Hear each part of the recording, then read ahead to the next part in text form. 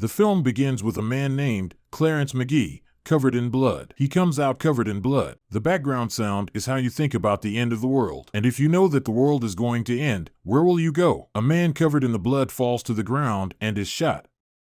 The movie begins in America. McGee has to go to the washroom, but one of the washrooms in his house is blocked and his daughter, Crystal McGee, goes into the other washroom. He goes to the closed washroom. His daughter takes a pregnancy test in the washroom. McGee goes into his son Junior's room and forcibly picks him up. McGee grills every Sunday, but his son does not do the grill. He is angry with his son. McGee's wife, Carmen, is in the living room taking a dance class on the phone. McGee is watching him when the doorbell rings. As McGee goes to the door, there is a funny old man and a girl standing in front of him. He exhorts McGee to end the world and do good. McGee doesn't believe in religion, etc., and tells them to leave. McGee walks into the living room with his young son, Evan, watching TV. He goes outside to play basketball with his son, and Carmen opens the bathroom. Crystal tells her boyfriend, Marcos, about her pregnancy test. McGee lies down and has a seizure. He immediately takes his medicine and pulls out a lottery ticket from his pocket. It was Sunday and today was the lottery. He grills with his bait. The food is prepared and Carmen sets the table. Marcos also joins them.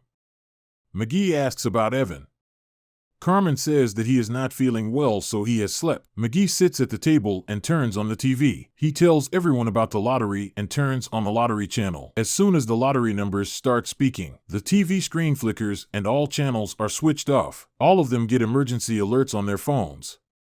Suddenly the TV screen comes on. As soon as the T-screen comes, martial law is declared on it and a state emergency is declared in America. An atmosphere of anxiety prevails everywhere. The countdown starts on the TV. Suddenly the light starts flashing. Junior says it's the Illuminati, which angers McGee. Junior goes to the roof. Crystal and Marcos also arrive there. Strange colors are appearing in the sky. The sky is sometimes red and sometimes blue. There is noise everywhere in the whole city. Everyone is in trouble. Carmen comes out of the house. His brother Glenn comes in with a chest wound. Glenn is very upset. He asks them all to come with him too, but McGee does not allow his family to go. There are explosions in the city. The countdown is still on. McGee pulls out his gun. Nouns fill the bullets. He gives courage to his son. The police are roaming around the city and spreading the news of martial law. McGee talks to Carmen about Glenn.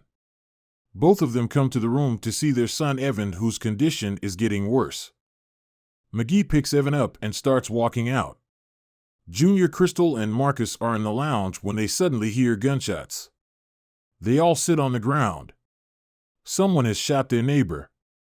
Junior runs outside, but McGee grabs him and closes the door. Conditions in the city begin to improve. It seems like the police have got the situation under control. McGee sits back down at the dining table. As he begins to eat, Marcos knocks the food out of his hand. McGee gets very angry. Marcus says it could also contain a virus. Among us, only Evan had eaten and his health is bad. Whenever one wants to cause more casualties through a virus, one always adds the virus to food and drink. Upon hearing this, McGee pulls a gun on her but is stopped by Carmen. Helicopters are seen leaving. It looks like everyone will leave town, leaving only McGee and his family in town. They all sit in the hall and worry. McGee becomes suspicious of Marcos. He gets angry and points a gun at Marcos. He asks her to tell him if he knows anything about all this. Marcos says he doesn't know anything. Carmen and Crystal stop McGee. Suddenly Crystal says she is pregnant and with Marcos. McGee gets very angry and hits Marcos hard on the knee. After some time Marcos starts to tell. He says it's Vob's job, which means voices of the voiceless. Junior had also heard about them. Marcos says that he once had a chance to go to their meeting. McGee says they will be like political people. Marcus says there were all kinds of doctor engineers and they were talking about a world-changing event. I don't know them, but I think they are the same people. He further says that I remember only one thing from him. He used to say again and again that it was coming. Marcos says he should go out and find his family. Crystal tries to go along, but Macross stops her before McGee does. He tells her that outside there is the danger for both of us, and he loves her. By saying that, he hugs Crystal. Marcus starts crying. McGee opens the door and he leaves. McGee is sitting in the family hall. Carmen is getting angry at Crystal. Junior comes and says now is the time to think about what is going to happen after the countdown. Carmen says Johnny Marcos is a good boy, but he has a lot of life left. He has a lot to do in life. McGee says that life is like a puzzle and must be played one piece at a time. Crystal replies that this is her life and her puzzle. Carmen says she doesn't want Crystal to make the same mistake she did. They keep talking. Please subscribe and hit the like button.